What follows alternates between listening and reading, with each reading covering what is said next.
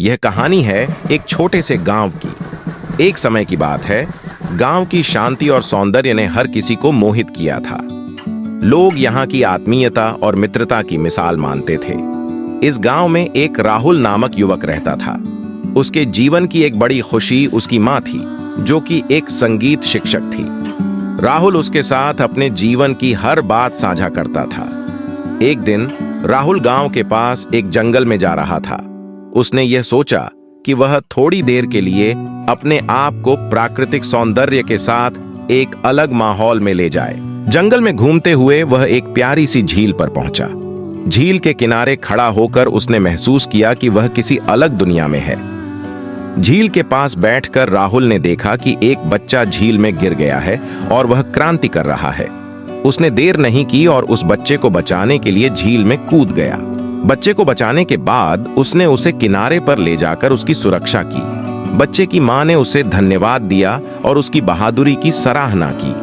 राहुल का दिल खुशी से भर गया, क्योंकि वह जानता था कि उसने एक अन्य मानव की मदद की थी।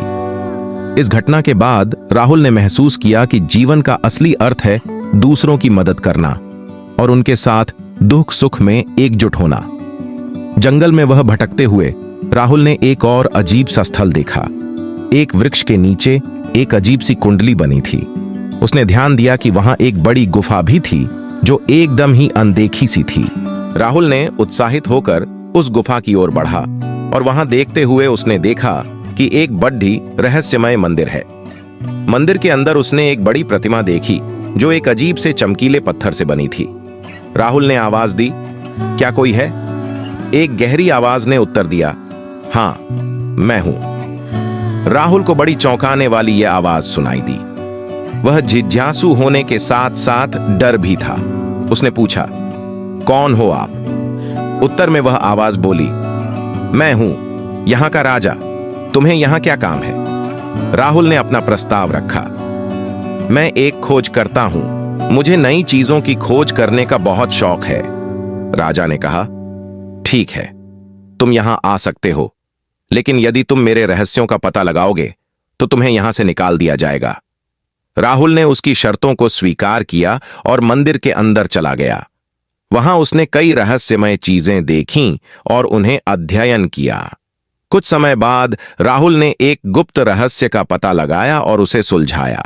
जब वह अपने खोज की खामोशियों में लौटा तो राजा ने उसे अपने बंदरों की सेना के साथ बंधक बना दिया। राहुल ने अपनी भूल को महसूस किया और खोज करने के लिए राजा से माफी मांगी। राजा ने उसे क्षमा की और उसे अपने साथ अपने गांव ले गया। वहां राहुल ने अपनी नई मित्रता की शुरुआत की और अपने जीवन को एक नई दिशा दी। इस कहानी से हमें यह सीखने को मिलता है कि हमें अपने लक्ष्य को पाने के लिए हमेशा निरंतर प्रयास करना चाहिए, लेकिन हमें समय समय पर भी अपने कर्मों की परख करते रहना चाहिए। धैर्य और सहयोग के साथ हम हमेशा सफल होते हैं।